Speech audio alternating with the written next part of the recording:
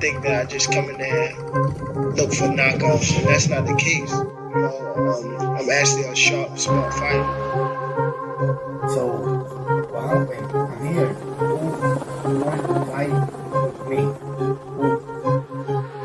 I really don't care who's in front of me. I don't feel like no fighter can beat me.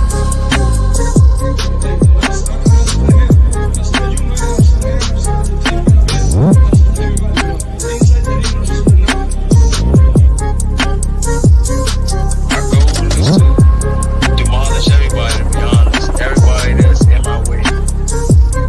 The pinnacle to any weight division is to have all the belts, all of the titles.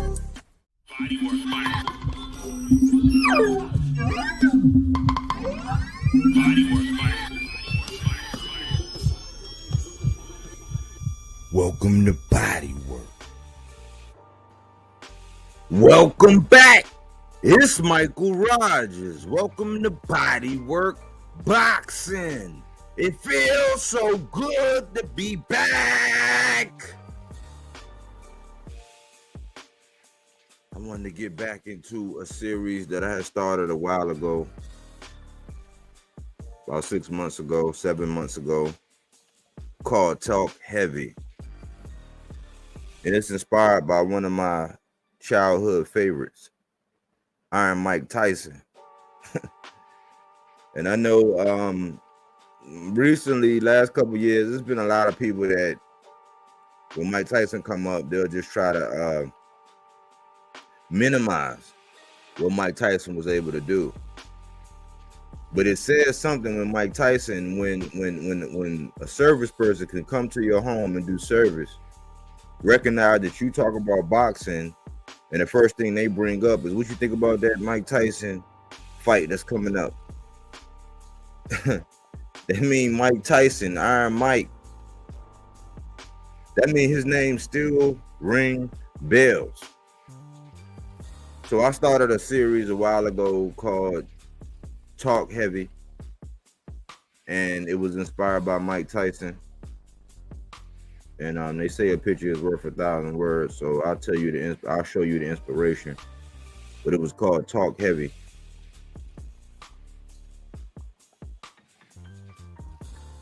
And salute the Cookie Monster. Body Work. Mic check sounding great. Salute. I appreciate that. You know I need that every time. You're so consistent. But this, it was inspired by Mike Tyson, man, and I'm always in awe, man, because we always thought Mike was a little off. You can't go through the things that Mike went through and come out the way he is right now. Like when you speak to him, he's one of the most intelligent guys on the planet. It's the closest thing you could ever get to talking to a lion, a real one. Who would dare to go up in the cage and sit down with a real lion? But Mike, through all the adversity, through all the drugs, through all of the jail time, the things the accusations, the things that they implicated on, like for him to be one of the American heavyweights that everybody looked up to for so long. He was an icon like Roy Jones. He was an icon like Floyd Mayweather. He was an icon like Oscar De La Hoya. He was an icon like D-Hop. But he was in a heavyweight division. And people will come along and say, oh, what about Holyfield and this? But that's just like, if you keep it all about Mike and what embodied, like what flooded the hearts of American boxing fans all across the nation, it was Mike, man. To this day, Mike Tyson's name still ring bells.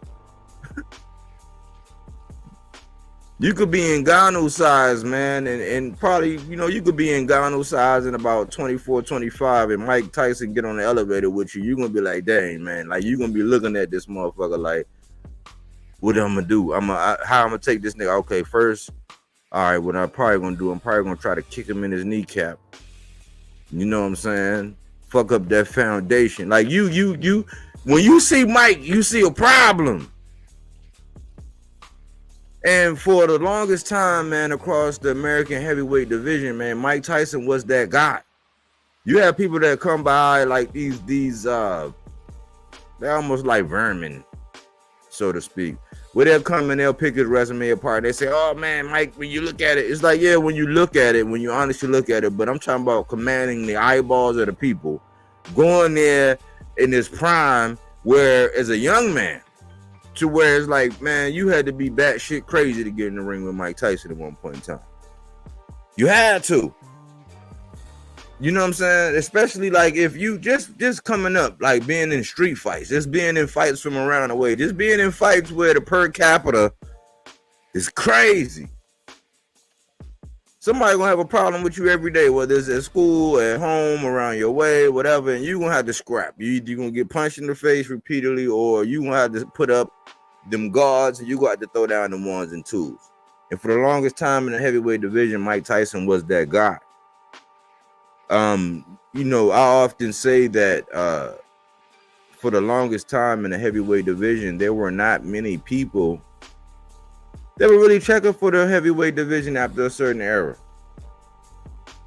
I mean, I'm gonna be honest. I'm gonna be one of these guys that's gonna be honest, and I'm gonna tell you that right now, it's probably the biggest resurgence in the heavyweight division that it has been since the Lennox Lewis, the Holyfield, the Tysons. Not saying that they are those guys. Don't get it twisted. Don't get it confused. Don't get me fucked up. But I can say that there was a dip in the heavyweight division. And there were like these mighty expectations. There's still a yearning. There is still a yearning for an American heavyweight right now. A lot of people thought that Jarrett was that guy. They had high expectations for Jarrett. Like some people were saying, like off the rip, like, oh, he's an undersized heavyweight. But I'm like, what is an undersized heavyweight? If Holyfield was able to come in and dispatch Mike Tyson, boxing. So I think that people play the game with the heavyweight. That's why I don't put heavyweights on my pound for pound, man. You know what I'm saying? Now, I stick to that, man. Heavyweight is heavyweight. Everybody else is, you know what I'm saying? They could be on the pound for pound, but heavyweight is different. I'm always going to say, oh, this guy, have him number one pound for pound, and then this guy, these two are the guys that I have is the top two at heavyweight. That's how I'm always going to be. I'm not going to take the place of a top 10 where it could be anybody from 122 all the way up to 168 and be forced to deal with only 10 names there. With only 8 names probably there, and then put heavyweight in there to take away some of them. I don't do that when it comes to the list. I don't even like really making lists. But when it comes down to heavyweights, man, there was a large gap. There was a huge expectation. There was a large void that needed to be filled. And a lot of people were actually calling on a young man by the name of Jarrett Anderson. And for a period of time, you know, I did my thing. I have a piece on him, and I'm going to get into this after I talk about this. But one of the things that happened, right, and this is going to be the curriculum portion. I'm going to go into the curriculum portion, and I'm going to get into the spiel about Jarrett Anderson and, you know, and the positive feelings that I have about him, and then we'll move on. Right? And I'll explain it after I show what I have to show. I have a 10-minute piece on Jarrett that I'm going to get into after I go through the curriculum. Then I'll give out my points, and then we'll actually sit down and discuss it. Anybody want to hop on the panel, give their 2 cents, and let us know, you know, give your pulse of where the heavyweight division is and what you think about Jarrett Anderson. That opportunity will be afforded. But I was saying months ago that he was back on track, and we're going to get into that. But I want to go into the curriculum because the word of the day is minimalization. Like when you bring up Mike Tyson, people are going to minimize. Like right now, it's a young man, you know what I'm saying, happen to be one of my favorite boxers. People are minimalizing him every day. Throw his name up against anybody. If you just knocked somebody out last week and that was like the first person you ever knocked out, they're going to say, oh, you deserve a right. I want to see you against him. That means that you are that guy. Jarrett Anderson had the potential to be that guy, but back in the day, if we talking heavy, The inspiration for this whole segment, that Mike Tyson was that guy. And no matter what you do, no matter how it happens, whatever, people will minimize your accomplishments. They'll minimize what you're able to do. They'll minimize all your powers and abilities. They will. So I'm gonna speak to that first, and then hopefully that'll translate into the boxing conversation, and we'll get it on. But I was looking at this article in the Men Project, and it's about minimalization, because minimalization, if you don't realize it, that's a gaslighting tactic. On the elementary level, you can talk about relationships and how one person always minimalize the efforts of another. You know what I'm saying? If you want to go professional, you can talk about how your employer is always minimalizing what you bring to the table and the value that you add to a company. So I can go on and on. I can give you all these examples, but you know, I'm going to get into this piece, and then we're going to come out and we're going to talk with some Jared Anderson, man. The subtle abuse that invalidates victims, minimalization. And I'm talking about that minimization because this is a very, very, very strong application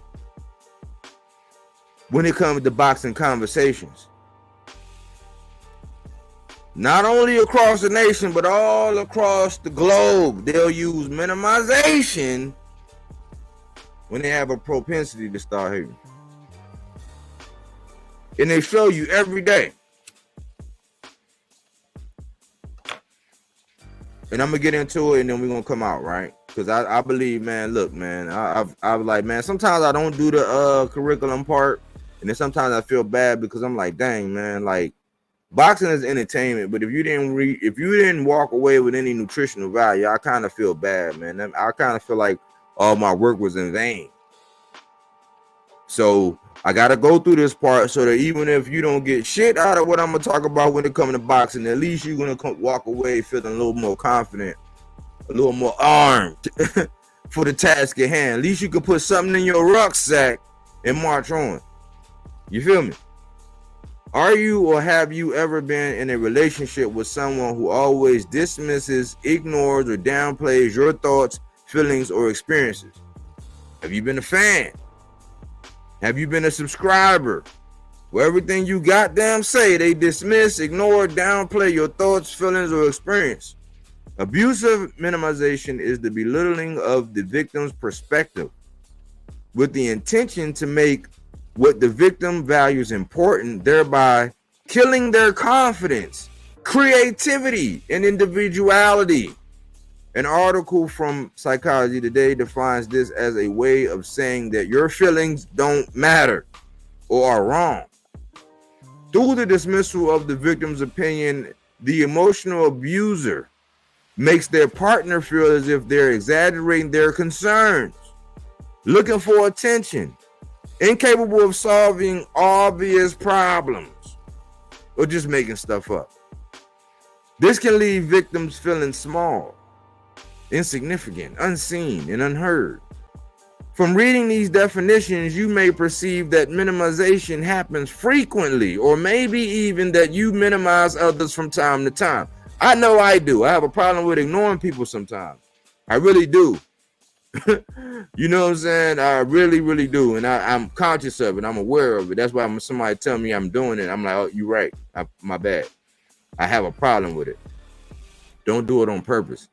It is important to remember that this doesn't necessarily mean you are an abuser or that you are in an abusive relationship. In fact, minimization is not only done to abuse. For example, a mother comforting her child who is afraid of the dark might say something like, "There's no need to worry."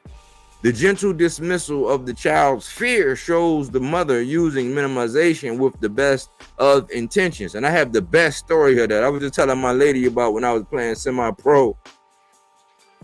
And we used to always do this play. And I played running back. I ran back kickoffs and I played running back. We used to always do this hook and ladder play. Where I was the running back, they threw it to our number one receiver. I come around on a sweep. You know what I'm saying? He'll catch it. One Mississippi, then he'll pitch it. I'll come around the corner and hit the sideline and then get as much as I can. Most of the time we scored because we didn't run it a lot, but most of the time I scored, especially when we was on the left hash because I had all that room on that side. But this one time, man, the time when I was in Arum, this pretty much led to the end of my football career. I came around the corner, like the quarterback, they said hike, he threw it to the wide receiver. He held the ball. It felt like eons in my mind. I was like 1 Mississippi, 2 Mississippi, 3 Mississippi. I was like, man, why are you in my mind? It was like an eon. It felt like 5 whole minutes. Because everything slows down when you're playing contact sports, right? So by the time he pitched it, you know, the defensive end, he's supposed to go up and contain. So he went up and contained, but he held the ball exceptionally long. Like he held the ball for like 3 Mississippis. When I'm used to getting it after the first Mississippi, catching it and then going. By the time he pitched the ball to me, the defensive end already seen the ball go over his head. He held it so long that by the time he pitched it to me, when I got started to get out the break, once I caught the ball and started going up the sideline, the defensive end had already came up and hit me from behind. Like he hit me from the back, and my arm hit the ground, it hit the grass like in a crazy way. And I was fucked up. I was laying there. I went to go get up, and it was almost like my arm was still laying there and shit.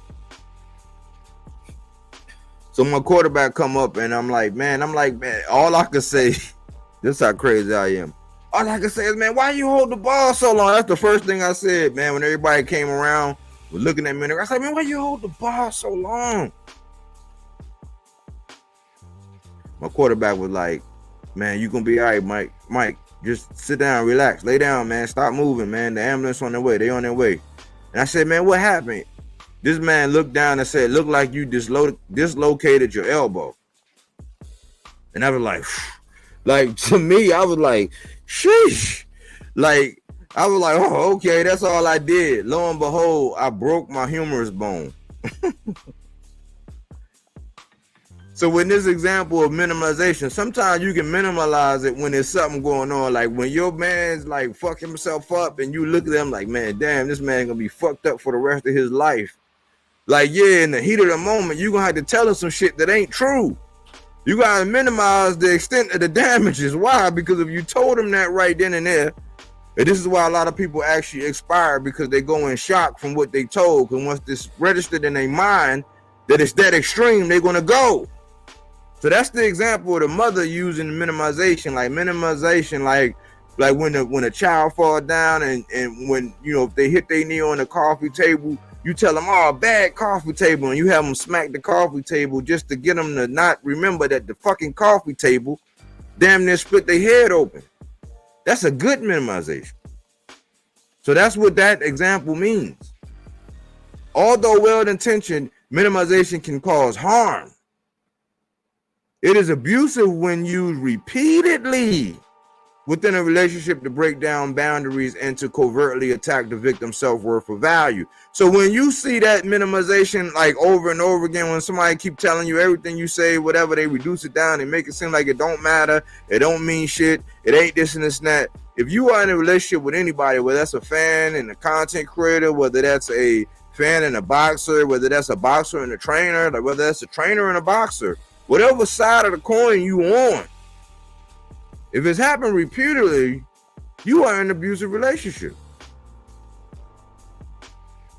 The abuser will increasingly use the intensity of the tactic until they have complete power and control over the victim.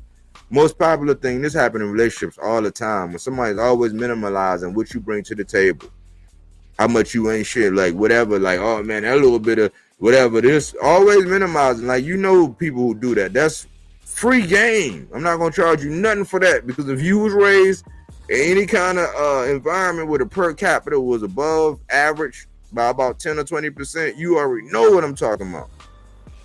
Minimization is a confusing, covert, emotional, abusive tactic because it is often subtle. It can be discounted by onlookers, and it's not always easy to pinpoint. That's why it's not easy to pinpoint. You be like, man, I'm tripping, man. Why don't they ever value what I got to say? Why they don't ever value this? You could be on a job. Why they don't ever take in consideration You know what I'm saying? What's going on? Like, that's what minimization is. Employers do it to employees, supervisors do it to the smartest guys on the totem pole at the job. It happens all the time. This is not nothing. This ain't rocket science for real, for real. It's really psychology and understanding. Sometimes minimization is so covert that victims find themselves experiencing sadness and shame without knowing what triggered those emotions. Unfortunately, minimizing is relatively common throughout different types of relationships, and most people are not even aware that it's a manipulative or maybe causing harm. Educating ourselves on various expressions of covert emotional abuse equips us to be more empowered advocates for ourselves and others. Take a close look at the following examples of minimization. As you read through, think about the relationships and situations in your life. Do you recognize any of the characteristics of these scenarios? Keep in mind that we all minimize others from time to time. Like, it happened from time to time. When motherfucker might have really like did some shit that it was like, man, damn, man, when you really think about it, like, man, yeah, that shit took some work. That shit took some work for you to do, but you be like, man, what? Like, what you want, a cookie? What you want, a bone? Like, we do that every now and again. It's not intentional. We do. Like, what you want, a Nobel Peace Prize, motherfucker? Like, we do it. That's not what this is talking about, though. It's when it becomes constant or habitual that it shifts to abuse. Robert is happy with his long-term girlfriend. There's only one regular obstacle in their relationship: her family. Often her family makes Robert believe they have not accepted him. That group of people, they're gonna let you know you don't belong, Holmes. You the darky. You're not of Latin descent. You don't belong. Oh yeah, when it comes time, if you a boxer, they need to interview. Oh yeah, you good. But when it comes time to stand up, you don't belong, cuz. I hate to break it to you. He regularly finds himself fighting his way through a conversation or being the subject of their passive-aggressive slights, passive aggressiveness. Just the thought of being around them induces incredible anxiety in Robert. He has expressed his concern to his girlfriend many times, only to have her dismiss her perspective immediately. Recently, despite Robert's discomfort, she had been making them spend a lot of time with her family. So you spend a lot of time around these people, man. And it has been stressful and emotionally draining for Robert. He attempted to advocate for himself by asking his girlfriend if they could set some boundaries with their family because of how poorly they treat him. But she just replies, "Don't be ridiculous. That's just how my family is. Laugh it off. You'll be fine." That's what happened to boxing fans all the time. Oh, man, look at this dude, man. Oh, man, what's going on? It's that time of the month? Like, no, you really have a valid concern. Like, you want some real shit. But they minimizing the shit out you, cuz. With the new year, Claire has decided to focus on her mental and physical health. She made her personal goal to go to the gym 3 times a week. However, with the busy start to the year, the goal became a challenge for her to meet. A few weeks later, she finally met her goal and excitedly shared her accomplishment with her husband, hoping he would celebrate with her in light of her journey, but instead he minimized it, replying, "Only 3 times? You should be exercising 5 to 6 days a week if you want to be healthy." This isn't the first time that her spouse compared her achievements to a more significant accomplishment. In fact, every time Claire gets a promotion, meets a goal, or tries something new, her husband responds in a way that makes her feel like she does not measure up to his standards. Oh, you only got, oh shit, it's been a month, you only got 2 subscribers? Like what? Like, shit, growth is growth. You know what I'm saying? Like, oh man, shit, your video, oh man, you only got 43 views. Oh man, look at this guy. And that guy's full of shit. Getting 2,000 views, full of shit. You better take pride in them 33 views. Looking more closely at these scenarios, we can see the covert tactical minimization woven throughout. Notice how it manifested in different ways, but the common theme in both situations is the abuser belittling the victim's self-worth and value.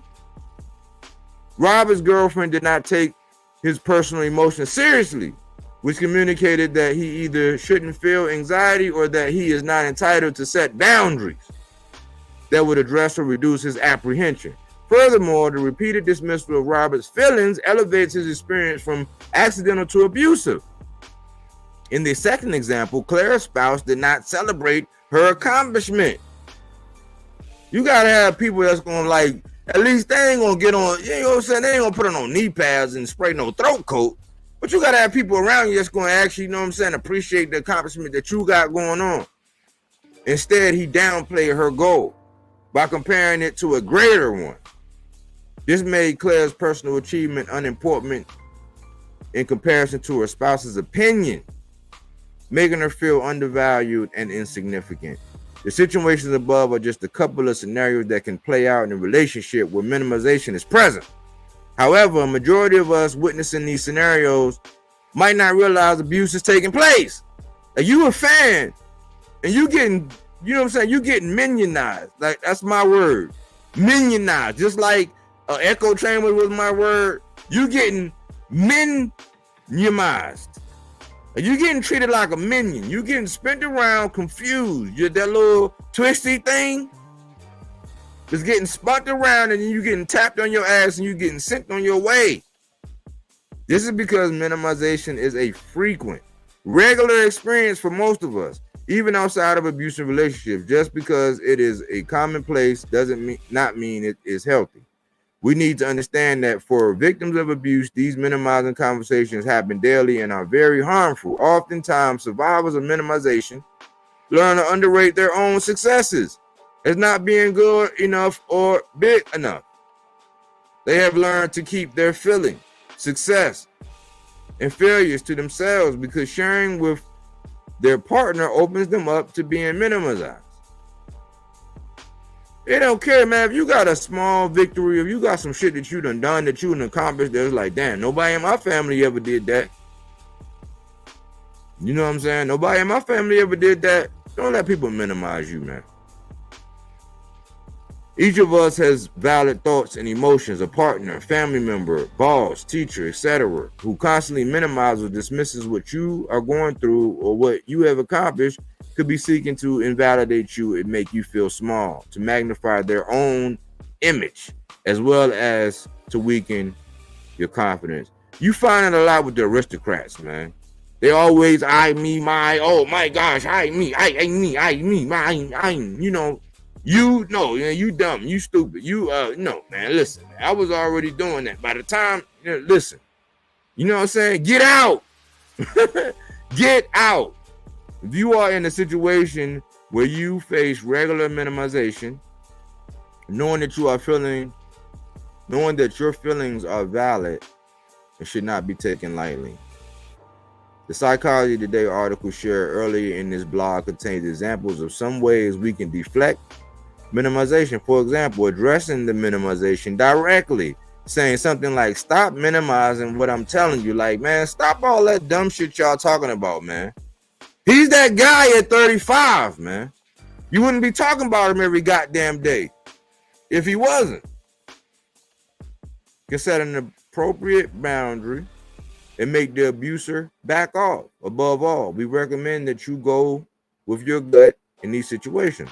Some abusers can become agitated and worsen their behavior when they are confronted. I've experienced that a lot. Whenever I confront these internet bullies, man, they get agitated. They cut me off. Oh man, well fuck you and all this and all that. People, it's a channel out here, man, where this dude talks so raunchy and so nasty. They'll be cool with somebody like that who talks so well. Several people that's cool like that and talk. That's when I realized that, man, they're just trying to they don't like me personally, and I'm cool with it because I'm confrontational if I need to be. Yeah, I've adapted that very early. You know what I'm saying? I confront shit head on. In those instances, a strong boundary may not be wise. In any situation where you face minimization, remember to prioritize your health and safety first. That's why I'm like, look, man, I ain't gonna get bent out of shape. I know if I see one of these motherfuckers offline and they on some bullshit, you know what I'm saying? Hey, we not online. That's just how I feel. There's no pressure to react or respond in any certain way that feels wrong to you. And remember, a prudent boundary might be to limit contact with the minimizer as much as possible. Yeah, like having state lines and not going, not attending, not being a part. Like, oh, if they talking about that shit, I'm not even gonna go in there, because I'm not gonna go in there and not be able to not say nothing. So don't even go. Avoid that video. Avoid the comment. Avoid standing there live for so long. You know what I'm saying? You already know. Hopefully, through learning about minimizing, what it looks like, and how to deflect it, you will become better equipped to identify when it's happening to you and shut it down. We also encourage you to reflect on the ways you may be unintentionally minimizing others in your life. I do that all the time. Like, damn, man, did I ride off? Did I really pay that attention? The older you get, the more you spend time reflecting and saying, did I really do that the right way? You think about shit a whole lot longer. You know what I'm saying? You don't be so hindsight is 2020. You live in the moment and you do what you need to do in the moment to where you won't look foolish later. That's where I'm at right now. Then commit to making a change. You might not understand. You might not understand what someone is trying to express to you, but you can listen to them, empathize, and respect them. And let us know in the comments below, what are some of the ways you have experienced minimization? What are some of the responses to it or coping mechanisms that you have learned? If you would like to learn more about the different types of covert emotional abuse, see our page on emotional abuse. That's the Men Project, man, on Educate, Equip, and Restore. Excellent piece, man, and that's the curriculum. You know what I'm saying? I think that it was a period in time when Jared Anderson was getting minimized, right? It was a period of time when he was getting minimized, and that was only because of the strength, and that was off of the strength of everybody being infatuated and all the powers that be shoving this one heavyweight down everybody's throat. When we knew that the competition in heavyweight division, it had not been that good. I mean, we just now kind of got a surge here recently, but it hadn't been that good. His twin, salute, body work, salute. About to pull up after I shut down my live. Salute, Smoke. Salute. But yeah,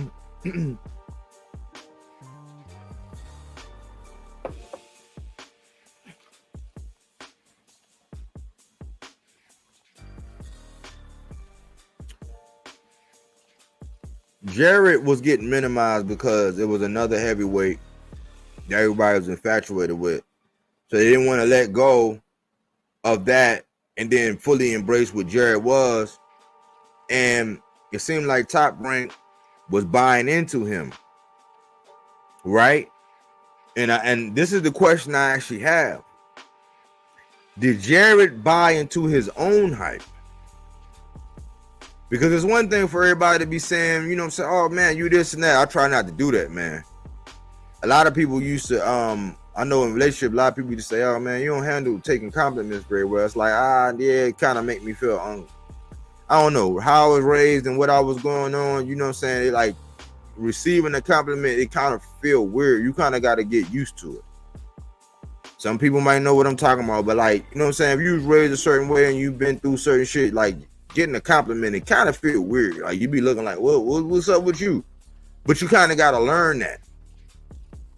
I didn't learn that until I got out of the Army. Well, right at the end of when I was getting out of the Army. I didn't learn that until I was like, I didn't learn that until my last couple months in the Army. That I had a problem with receiving compliments. I had to learn how to deal with it. So I never bought into my own hype. I'm always like, oh man, look, they're trying to blow me up. They're trying to gas me up. They're trying to do this. Man, whatever, man. You know what I'm saying? I'm above average. Let's keep it moving. But sometimes these boxers, they read the newspaper clippings. My question was, did Jared Anderson buy into his own hype? So we're going to parking lot that.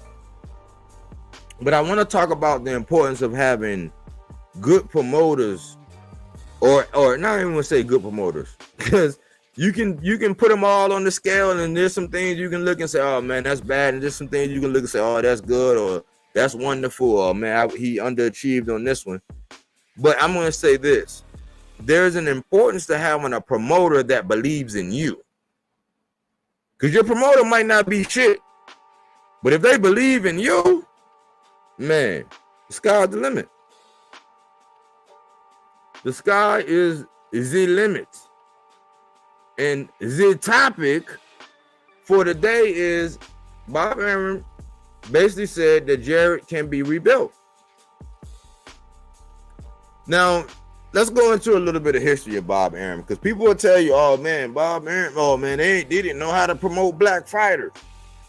And you know, that kind of used to, because it was an interview that came out and somebody actually said something and people ran with what he said, basically saying that they had some things going on. I'm not going to reopen up that wound, because I'm not, you know what I'm saying, I'm not one of them guys to kind of open up those wounds.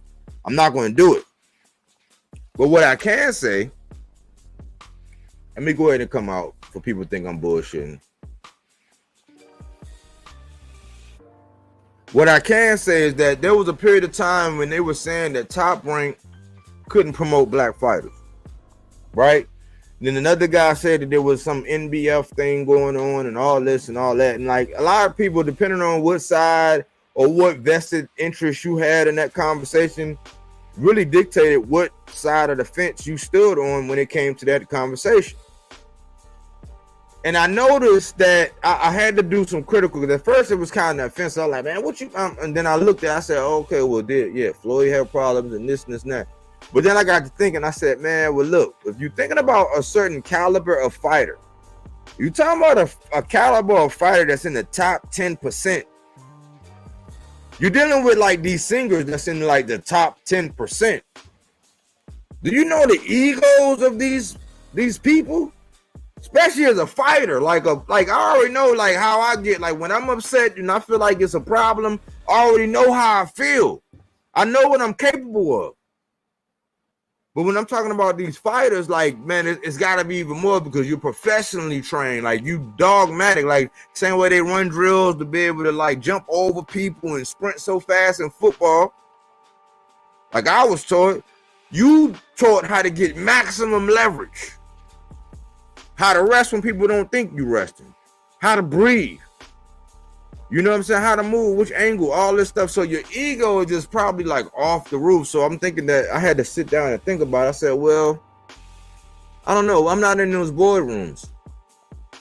You know what I'm saying? And I started saying, you know what? Well, let me look at some of the examples of some of the people that was on Top Rank and what actually happened.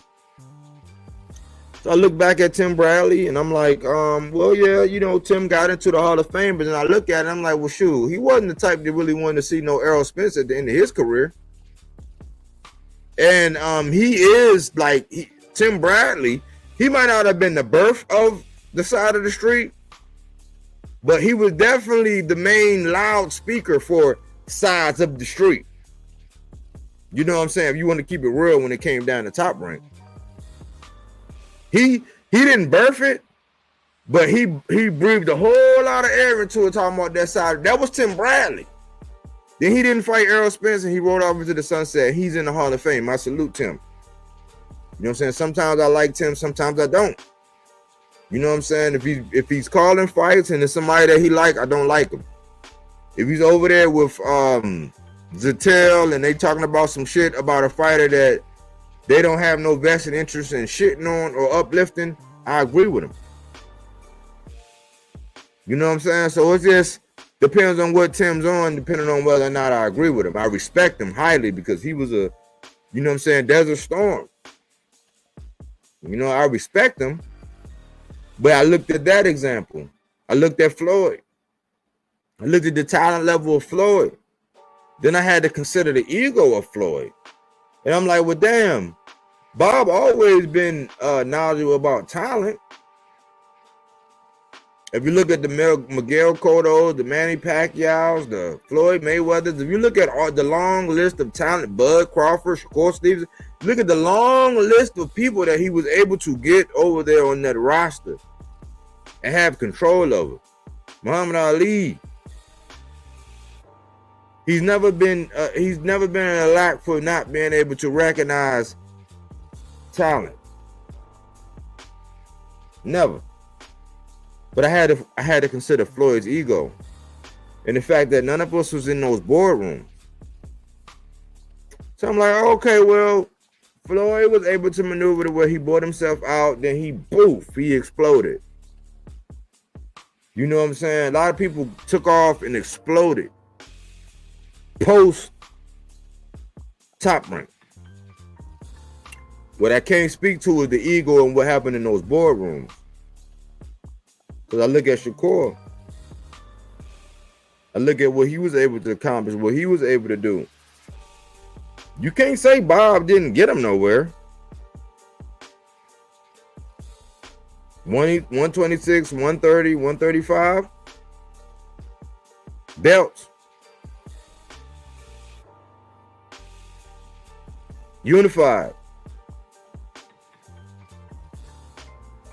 He pushed Shakur Stevens' name up in lights. It wasn't to the end, just like with the Bud situation, like when Bud dropped the mic on Bob, and then it was when Top Rank showed, they panned out to the crowd on Shakur's last fight. It wasn't until like the very end where they got toxic. But I'm like, how much can I blame the promoter? How much can I blame the fighter? Because the promoter was paying you a rate that was well beyond what people were saying. Like, and I don't get into that, but the promoter was paying a rate that was like tremendous. And at the end, you scoffed at that, saying you can make more. Some people have proved that they could make more. Some people could prove that they could fly and soar their wings and get more and do better. So I was kind of at a crossroads because at a point in time, man, especially when people were talking about Bud, I was under the influence of watching a lot of things, you know, being a fan of this one, not looking at everything like unbiasedly, shall I say. I don't think I was as biased as a lot of people who said a lot of crazy things. I don't think I was, but I could say that at a point in time, I was looking at everything biasedly when I was looking at Top Rank. But then it was with these new waves. Like I saw when Jared Anderson came, Jared Anderson had his own thing. Jared Anderson was able to come in with a white fur, a pimp hat, a cane, and he was able to just get his little, you know what I'm saying? He was getting this little pimp, you know what I'm saying? Little pimp walk all down the hall. He was just doing his little pimp walk. And then he came out and he did the homage and he was locked up and he had the suit on and he came down. I said, oh, I thought Top Rank didn't know how to promote black fighters. Well, I'm in the Top Rank not being able to promote black fighters. The ones who needed help, they sandwiched them with like a heritage. They sandwiched Sushu with the Puerto Rican, Xander Zayas. It's like they joined at the hip. So it's like they kind of figured out a way to kind of make it happen. But then I was like, man, I'm thinking that, man, listen, if you were responsible or if you were behind the great Muhammad Ali and people argue that he's the best or the greatest of all time, if they're arguing that today, who am I to say the Top Rank don't know how to promote black fighters? So there's a thing where boxers have to take accountability and ownership for their actions. Promoters have to be a little bit more transparent, but fans just got to be smarter. They can't be so knee-jerk reactionness to everything because you got to consider, man, boxers have egos. Promoters run everything according to business, not according to people's feelings. How you feel about it, whether you don't want to do this. And I think it kind of messed up. I think the message was messed up where Bob said, man, he didn't want to promote him. He didn't want to promote himself. It's like, so now people hearing what he said and saying, oh, man, he didn't want to promote himself. I'm going to promote myself to that level. And it's like, no, that's too much. You still need a PR. He just saying, man, if it's an interview available and we got the linkage, if we can line it up, go have the interview. Go have the sit down. Yes, you need a team around you to speak for you and guide you through the answers and all that, but have a team around you, but at least be willing to participate. So after this move, after this move, that's the history on Bob Arum. And one of the things about Bob Arum is the older you get, and I realize this, the older I get, I'm getting ready to be 44. The older you get, but I've always been a blunt person.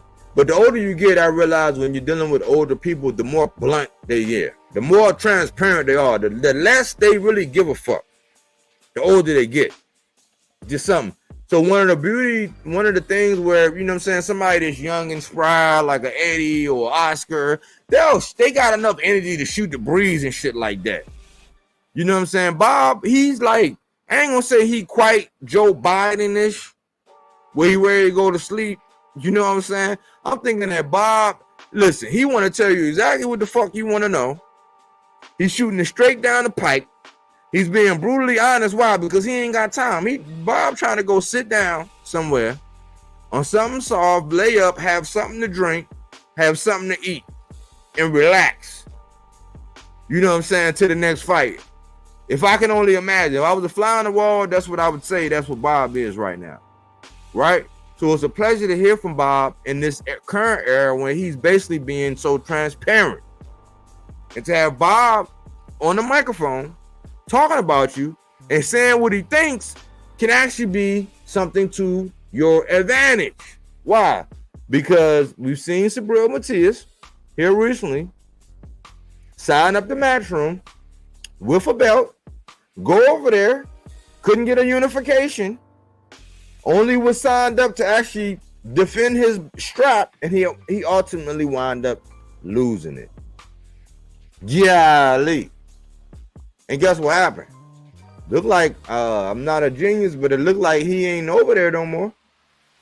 He's doing something down in Puerto Rico and something going on. I can't even, everything I see is all in Españoles.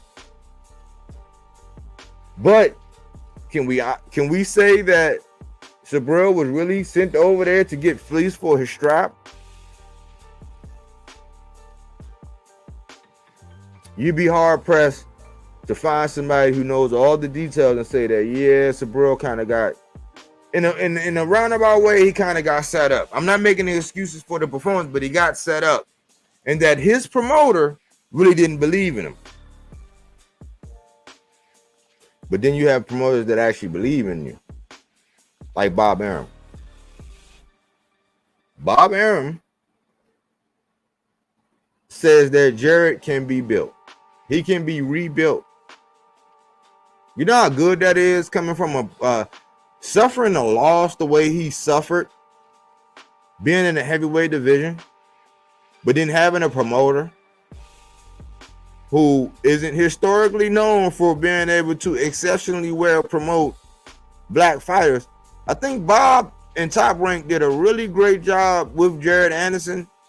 I think that more of the onus kind of fell on the shoulders of Jared Anderson and coming into his own and, you know what I'm saying, pioneering something for himself, being young. But to still have Bob Arum saying that, listen, this man can be rebuilt. So I want to get into this. You know what I'm saying? This allowance, Act 1976, allowance is made for fair use purposes such as criticism, commenting, news reporting, teaching, scholarship, and research. That's what this is about, man. This is fruits and veggies, not that Reggie. That fact-based content, not opinion-based.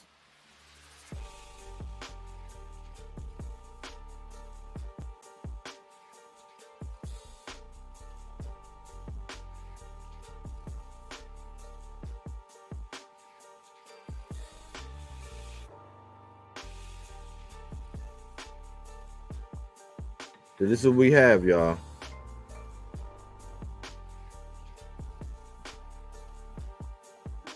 Boxing news. Bob Arum to rebuild Jared Anderson after KO loss.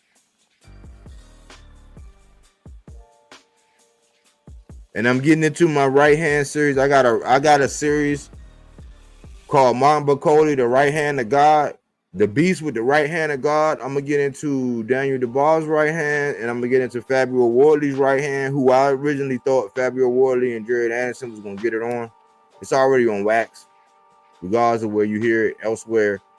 Long time ago, that was my prediction that they were on a crash collision. I don't know now, but check that right-handed guard by Becaase out, and I felt kind of bad because it was about Jared. But I'm like, listen, man, I'm not a Jared hater. I believe in Jared. I was one of the people that was saying, damn, man, he might be the next big thing. And we'll get into that right after this before I come out. This is by Robert Seagal. Read a lot of his pieces. 10/22/2024, and that was the credit to that was Mark Robinson from Matchroom for that photo. Promoter Bob Arum is confident that his matchmakers at Top Rank can rebuild heavyweight Jared Anderson to bring him after he suffered a 5th-round knockout against Martin Becaase on August 3rd. Can Top Rank rebuild their manufactured fighter? Let's parking lot that. Was Jared Anderson manufactured? That's a question. Was Jared Anderson manufactured? But that's a big implication. It will take time to rebuild Anderson because his loss to Becaase was brutal. It showed that his punch resistance isn't at the level that it needs to be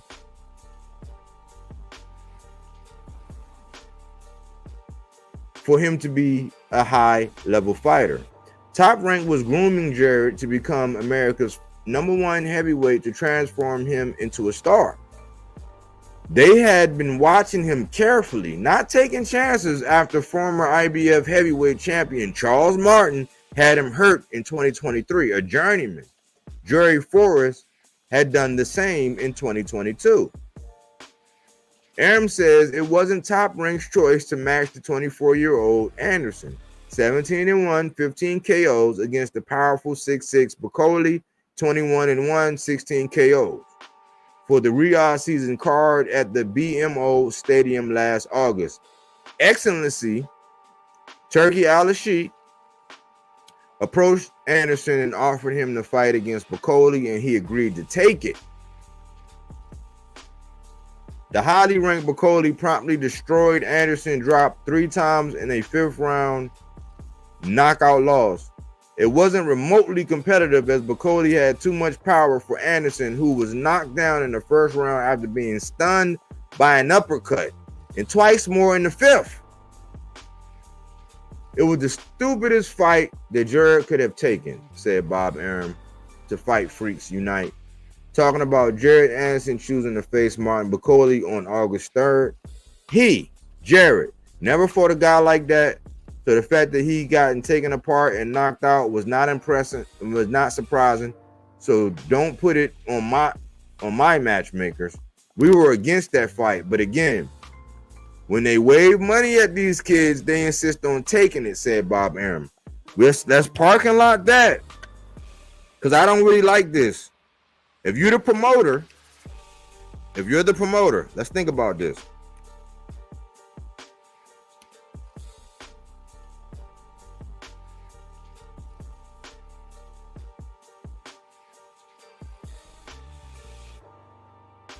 If you're the promoter, you can't wait till hindsight when the guy loses and say, hey, listen, man, we didn't want that fight for him. But that speaks to many things. Like, this is a multi-layered onion. Why? Because, so you trying to tell me that your matchmakers were trying to tell Jared, hey, man, don't take that. I wouldn't take that. But it was rumors that he had 3 names and he chose that name, right?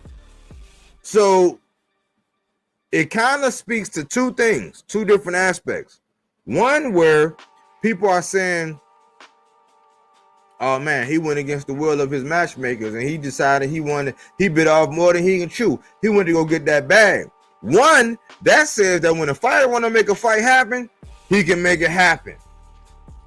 That checks make a lot of these people who be out here talking about, oh man, he couldn't do that. He was under this. He was under that. Well, according to Bob, that was Jared's decision to go do that. I don't like the fact that they didn't just fall on the sword, right? But also, you got to think about it like this. We were recently faced, and I said this, I'm going to get back into the article, but this is a point of mine I got to make right now in the middle of this. I often talk about this situation right here. the divide and conquer, right? Where the Normans and the Ennises were separated, and then Shakur and Tank, they were separated, and everybody in media and everything, they used the divide and conquer method with us, right? Well, part of the reason, see, Norman could have chosen to go do what Jared did, like to go fight a monster in boots. Because nobody was saying Bacardi was this monster. Like, a lot of people liked him and all this, but nobody was saying he was this monster. But people were saying, oh man, Norman don't really want that boot smoke. So in all essence, in reality, yes, the Normans could have went and go made that decision. They just said, listen, man, I need a little bit more bread to go do that. You got to pay me something. Why? Because I'm going to be going against the plan that my guys, top rank, have set for me. And when I go over there, because when you listen to Norman Sr., he was saying, basically, if I go over there, we know we ain't going to win on the scorecards. So you basically saying my son got to go over there and knock Boots out in his own backyard. Well, you got to pay me because the odds of that happening, we know Boots is good. We respect him. But we know we ain't winning on the scorecard. So if we're going to go into his home turf and do it like that on a short, like, you know, with this time frame that we have here, pay me a little bit more. He would have been going against Top Rank. He'd have been doing exactly what T.O. Fimo found himself in hot water with Bob Arum was doing, and how he got chastised in the legal situation he's in right now. So yeah, we can all be some hindsight as 2020s, and we can say, maybe the Normans was on to something. Like, yeah, because I'm telling Keyshawn the same thing, that if this dude Lemos, if he walked down from 40 to 35, first of all, people are going to emphatically state that he just fought at 40, he dropped down to 35. And if he give you problems or knock you out, they're going to treat you the same way that they're treating Jared Anderson when it comes to Martin Bakole. And this is Top Rank because you chose Lemos. And that's going to be the narrative if you don't do good. If you do well, it's like, well, yeah, we know we got a plan for him. They're going to take full ownership. You know what I'm saying? When you win and you exceed and if you knock Lemos out, but if you happen to be a Jared Anderson coming up against a Bakole, they're gonna, oh man, we didn't, you know, we don't know. Yeah, we signed. Yeah, we had Lemos come across the street and he signed, but that was up to Keyshawn. He chose Lemos, man. I don't know why. That was a difficult fault. We would have did this. There's gonna be some hindsight at 2020s. That's what I really wanted to say. But let's carry on.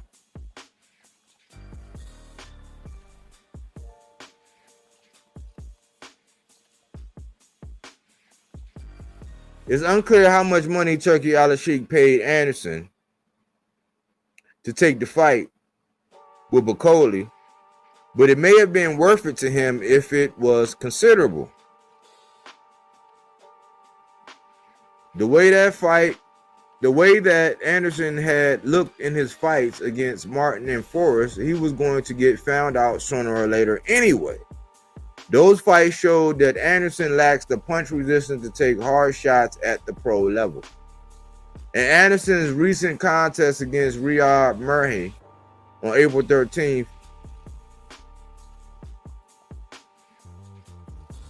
he looked timid, retreating when attacked, and fighting much like a bigger version of Shakur Stevenson. Shots fired! I didn't say it. He said Anderson was fighting like a bigger version of Shakur Stevenson. The way Anderson reacted when Murray pressured him was the look of a fighter who had a weak chin that he was protecting. Is Anderson worth salvaging? Now, this is the article. It may not be possible for Top Rank to rebuild Jared Anderson because he was flawed from the get-go. And they can't create a fake star based on matching him against journeymen and older, washed-up fighters. Some will argue that what Top Rank was doing with Edgar Berlanga before he started struggling when they advanced him by matching him against C-level fighters instead of D-level fighters, creating pseudo-stars to sell to the public, doesn't work if they cannot handle even B-level opposition. Now, I am one of the ones that actually say that wholeheartedly. I'm like, man, The Edgar Berlanga story, man, I'm just happy for the young guy. I just don't want to point out some things, but when it came down to Edgar Berlanga and what they're saying about Top Rank and what really happened, I'm like, man, you can't get so high because Canelo picked you. But as soon as you stepped up, it was a dude from Laurel Mountain. I graduated from Laurel High School. DeMar Nicholson was the first one that took him the distance. And DeMar Nicholson was not the most active. And we seen DeMar Nicholson against Demetrius Andre. So for people to be so high, like this is a real thing when it comes to building and bringing people along. But they'll overrate, oh man, he had 19 knockouts before, 20 knockouts before. It's like, okay, that's cool. But first round, like, but I digress. Some fighters can be transformed into minor stars with weak matchmaking. Gervonta Tank Davis is the perfect example of that. He fought exclusively marginal opposition his entire career, yet he's become a PPV attraction. This is what's wrong with boxing. So they took a dig at Tank right there. So we know the tone. You know what I'm saying? We know the tone right there. They don't like Tank. Promoters create fake stars, sell their mismatches to the public, and get poor products. I do agree with that statement. That last statement. Promoters create fake stars, sell their mismatches to the public, and get poor products. Anderson will likely never rise above the level of an undercard fighter, and he can't win a world title or challenge for one. With young heavyweights like Daniel Dubois around, Anderson can't wait out the current crop of aging fighters, Alexander Usyk, Tyson Fury, and Anthony Joshua, to capture a belt. Damn. My man went in, man. Who was this? This was he's not big on Jarrett, but Robert Seagal. He's not big on Jarrett. But I think he got his point across. This is the last thing I'm gonna play this because this really shows like and embodies where I was at and what I was on when it came down to Jarrett before I seen the Bacoli fight, and this was about 6 months ago, maybe 5-6 months ago when I did this, and then I'll put out the link and we'll discuss it if you have something to say. But it's good to hear, and before I play this, what I want you to know is that it's just good to have a promoter, especially hearing Bob and them still believe in Jarrett. He still has potential. Like, he should not be thrown away based off of one loss. You know what I'm saying? And Bacoli he has a set of skills that you have to have a set of skills to actually exploit and capitalize on it. You know what I'm saying? Maybe, did he bite off more than he can chew? I don't know. Was he not as focused? I don't know. He had a lot of legal trouble, and you can wave a magic wand and go through a camp and think that, oh, yeah, I'm back. But, you know what I'm saying? The grind will not allow the results of anything that you have not put in the work for. I ain't going to charge you nothing for that. I'm going to play this. I'm going to play this video that I had, and it's only 10 minutes, and then I'm going to put the link out, and we's gonna get busy.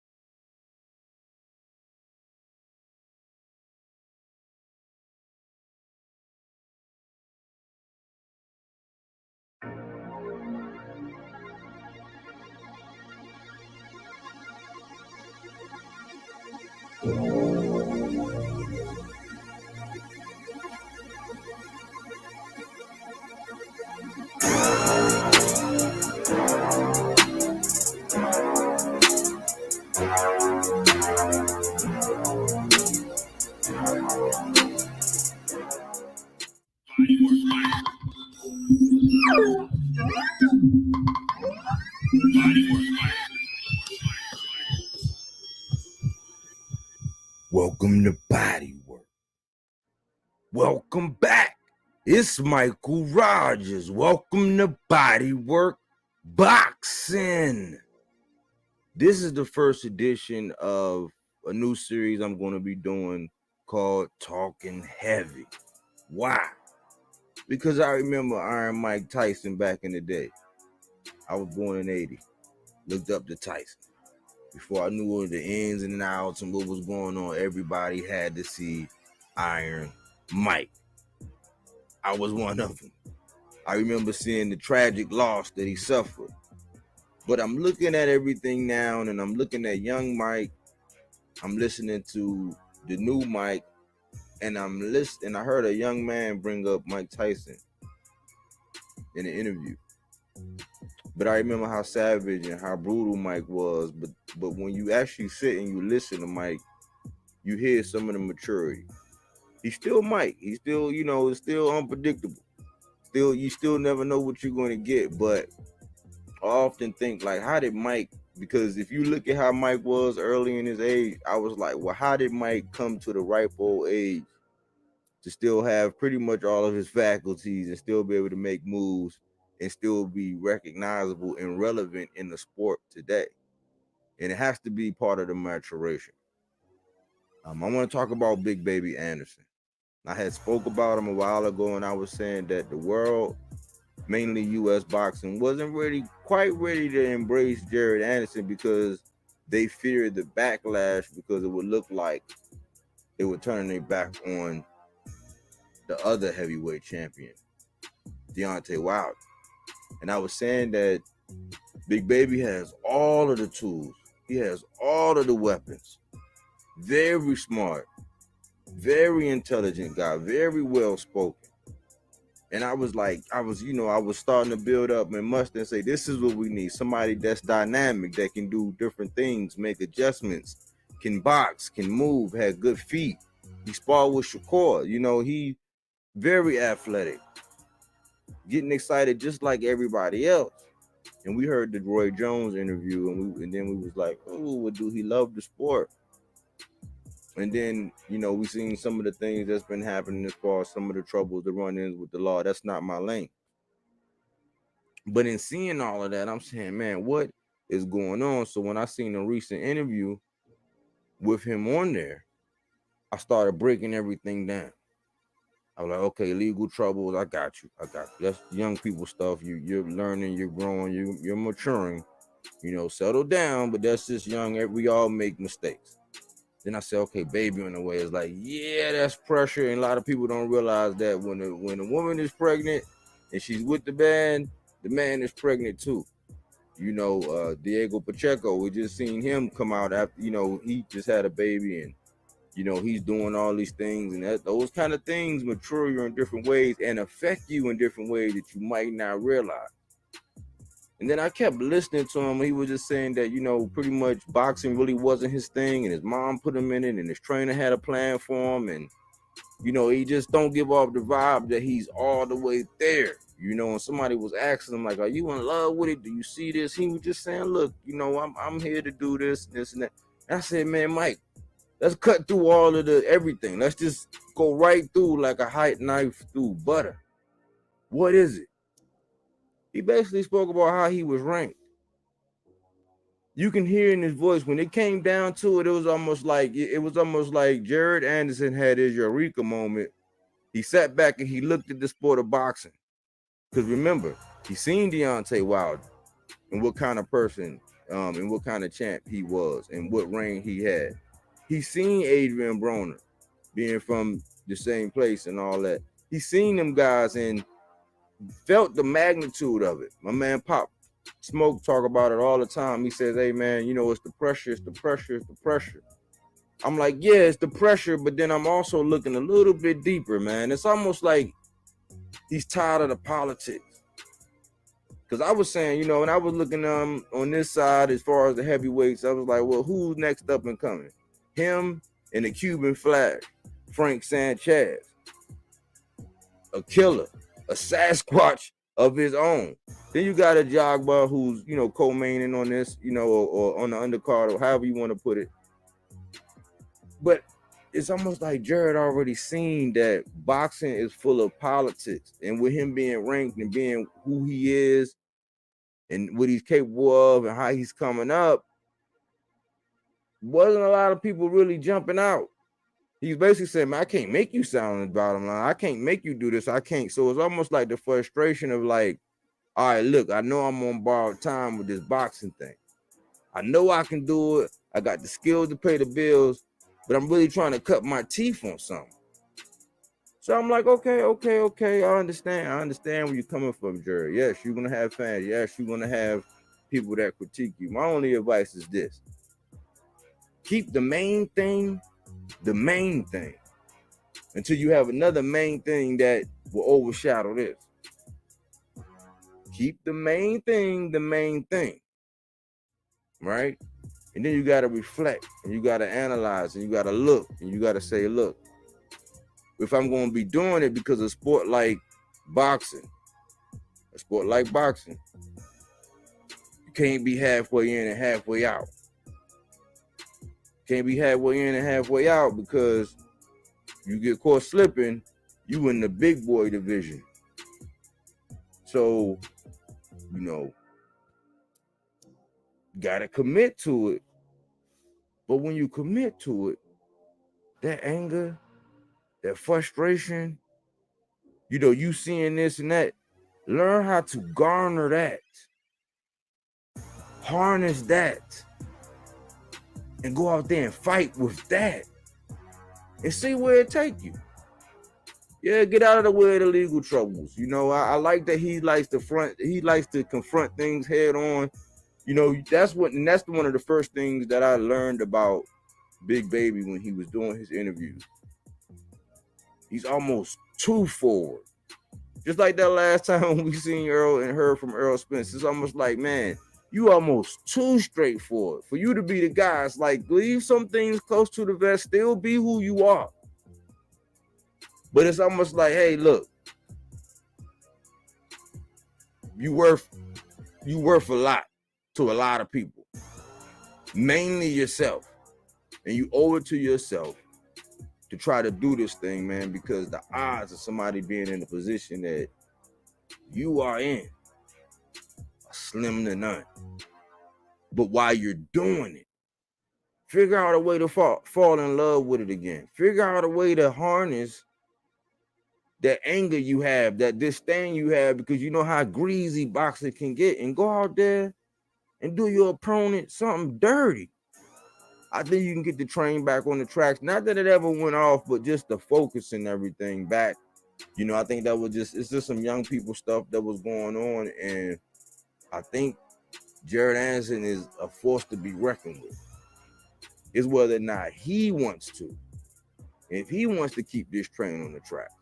Because it's easy to give up, but I would like to be able to see him with a Mike Tyson moment and up in age, you know, being as intelligent as he already is, and then going through some of these experiences and all that. And just learn how to balance out everything. You get everything balanced, you can just put it all in, but boxing doesn't overshadow everything. But gotta commit to the sport. And it's a lot of people that think that Big Baby is the next big thing. I'm one of them. You know, but I respect what Jared Anderson brings to the table. I respect, you know, what he does inside the ring. I'm just like, man, young man, if you just focus and seize this opportunity in this moment and don't have the hindsight as 2020s with this thing, just go all out. See where it take you. We know heavy is the head to wear the crown, but you got the shoulders that's built for it. Anyways, that's it. That's all. Thanks for tuning in here at Body Work Box. But we don't take things for face value. We do that body work.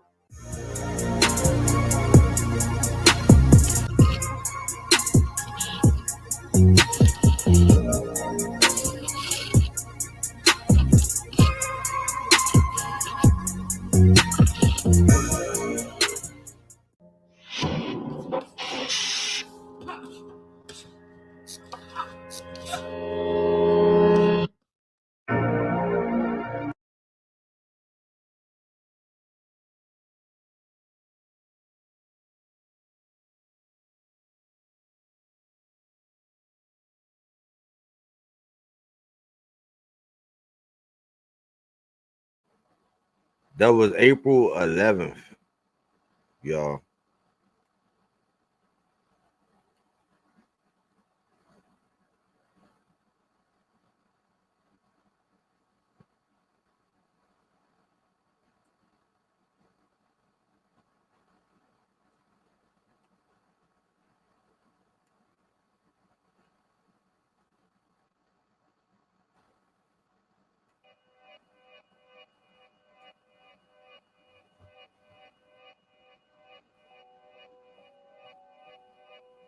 So we back, man, and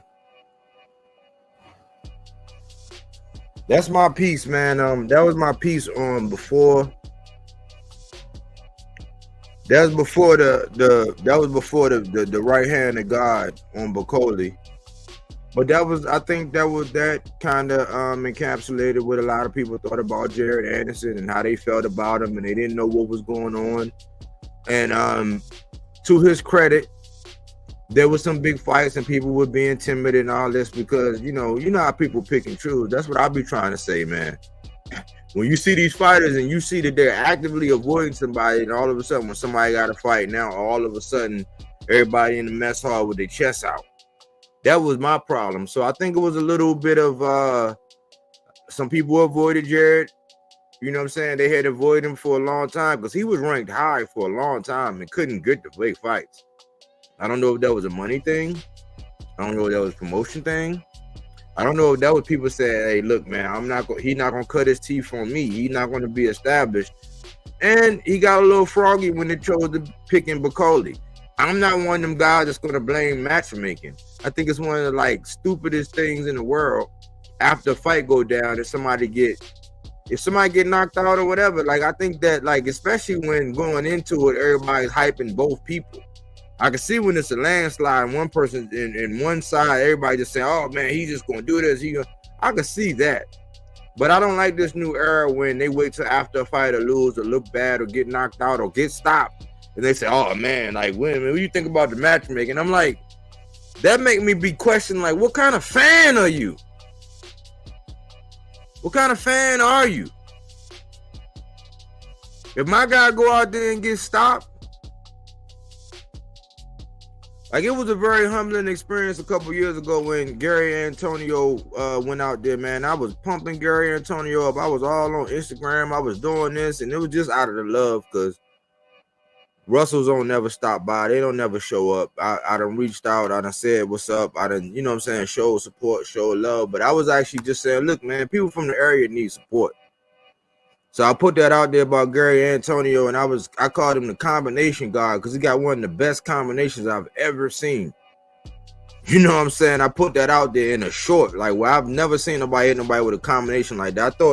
I thought dude chin spent all the way around backwards. He hit this dude Gary Antonio. He set this combination up so raw. The man went out there against Emmanuel Rodriguez and got stopped. He was calling for Inouye at the time.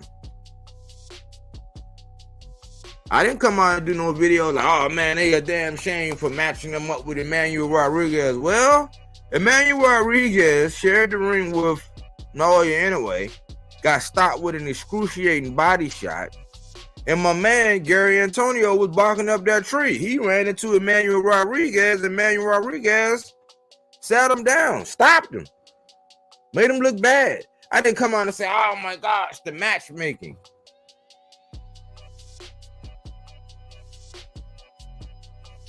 And that's what we're getting now. It's just like when Fundora did what he did. It was a channel that I used to really rock with, man. I used to really respect and value what they said. The minute Fundora went out there and did that to Erickson Lubin, you know what they said? And I'm an advocate of Lubin. Got plenty of videos saying, man, they need to stop doing Lubin like this. He need to get a shot and this and that. Now, he had his injury. We don't know about all of that stuff, but the minute Fundora did that to Lubin, because Lubin stood in that pocket and let Fundora hit him with 17 straight uppercuts. It might not have been straight, but he hit him with consecutive. Over time, over a sustained period of time, over about 25 seconds, man got hit with about 16, 17 uppercuts. And this channel that I highly respect came on and said, oh man, they got to check Fundora's gloves. It's just like when Murtazaliev just stopped Tim Tszyu. Oh man, well, we gotta see if the test come back clean or if he has something in his gloves. I'm like, man, we gotta stop that shit. When it came down to Becaase, we know that when it looked, because I was saying, man, like, because sometimes you see this at the weigh-in. And salute to AC because he brought this up. He said, man, I might wait till we were talking about Catterall and Regis. And he said, man, it might be fight night when I actually go ahead and flip and make my. I was like, I understand, because you do have to see him at the weigh-in. You do have to see the press conference. You do have to see everything leading up until the morning of, because there are some telltale signs where more than likely if you see this, you're going to get that. There are very rare exceptions to the rule when that happens. But when Jared Anderson and Martin Becaase, when they were at that at the weigh-in and when they were doing their press conference, Martin Becaase was like a rock, a foundation. He was looking down at Jared like, I shall not be moved. And anything he said, however they posed, he was looking like, listen, man, like I don't know what you got planned. He was looking at him like, look, man, I don't give a fuck what you bring to the table. Like, I'm basically fucking you up. And he had on his swap meet Christian clothes. You know what I'm saying? Poised. He was looking like he was not back. He looked like he had a plan. Like, he was determined to do something. He was not going to be denied. And that's what happened on that night. But over here, since we got some fair weather suck-ass friends over here, it's just, oh, man, they done. He's this, he's that, he's yeah. It's like, no, it's really up to Jared. It's really going to be up to Jared how much he focused, how much did he learn. If he's going to button down, he's going to tighten up. He's going to, you know what I'm saying, cut away all the fat. You know what I'm saying? He got, he just had a baby. He's a father, big papa. So it's a lot of pressure. And the momentum you had thinking that maybe you might be able to transition to some Hollywood or go do something else, it's like, if you don't rebound and bounce back from this Becaase shit, there will be no acting. They might recruit you to wrestle. But I think there's really on Jared, man. I think Jared, he still has a lot of the potential, because even in that loss, you saw some of the flashes of brilliance in him. It's just he stood right there in front of Becaase. And Becaase was a man on fire, a man determined, a man that was going to get the job done, because I think that Becaase deep down, sometimes people just got your number. And when they studying for you, like that dude becaase versus Catterall, versus Joe Cordina, he had his number.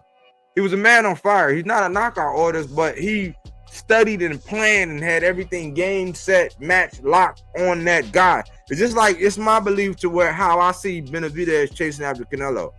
It's not that he just can't dominate. I just think that when it comes down to it, this is the guy that he's been dreaming about, the guy that he wants to get in the ring with, the guy that he wants to see, the guy that he's putting everything in to say that if all I need is one night.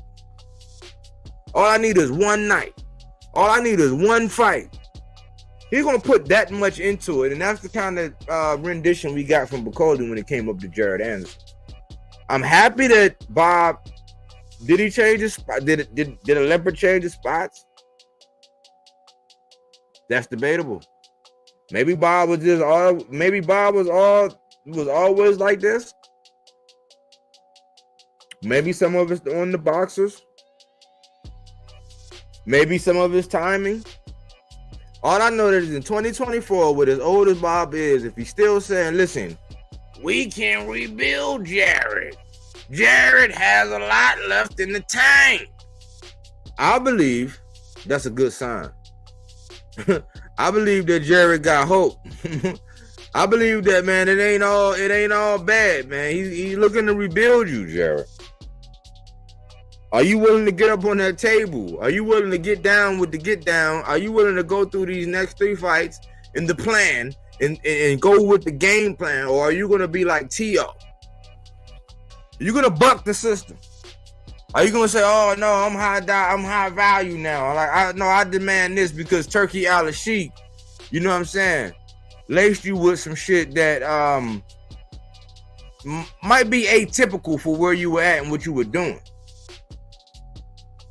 But as long as you got somebody like Bob as your advocate with the power and the pull and the prowess and the history of him, Jarrett still can be rebuilt. It's good to see that he still believes in the potential. You know what I'm saying? Does Jarrett believe in his own potential? That's the question. And this is going to conclude another episode of Talk Heavy, inspired by Iron Mike. You know what I'm saying? It's all on Jarrett, man. It's one loss. You still got a skill set. You still hard to deal with. But the ball is in your court in which you're going to do with it. You know what I'm saying? That's all I'm asking. I'm just asking, man, support the channel.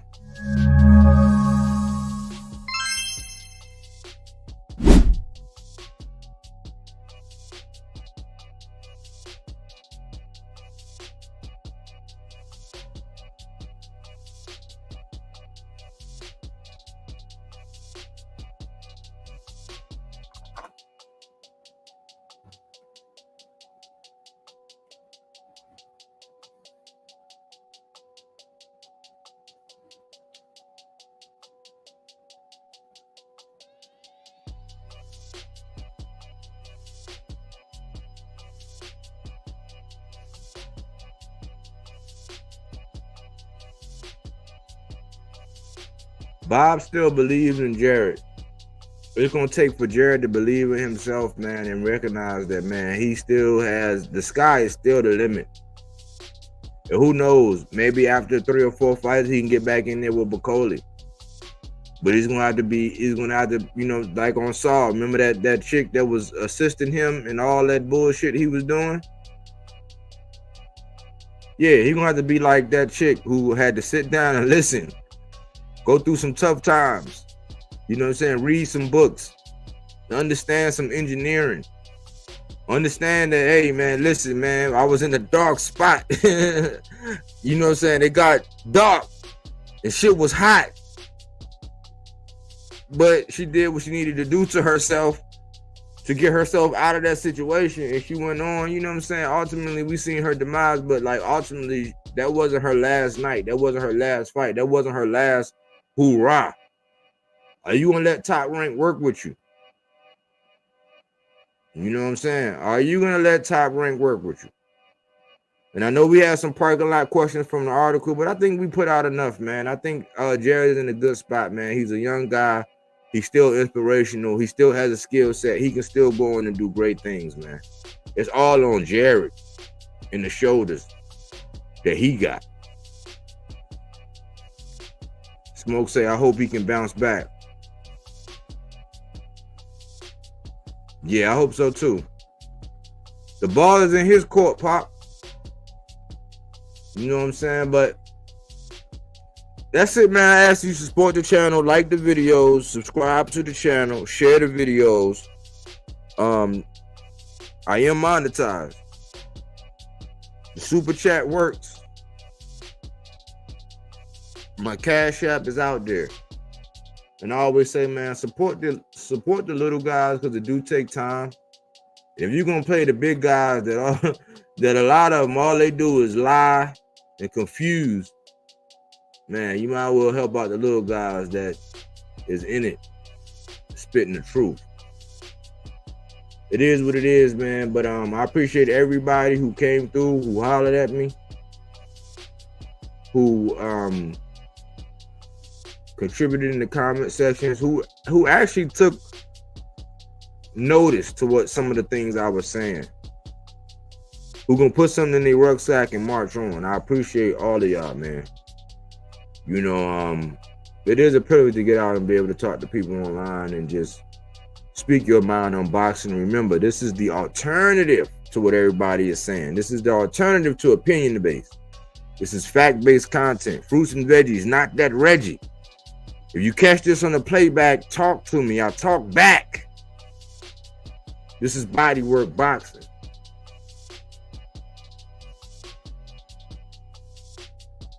But thanks for choosing bodywork boxing. But we don't take things for face value. We do that body work. He didn't want to box. He wanted to actually prove that he could punch with you. He was like, what the fuck is this nigga, right? Oh, okay, you want to go to sleep. Welcome to Body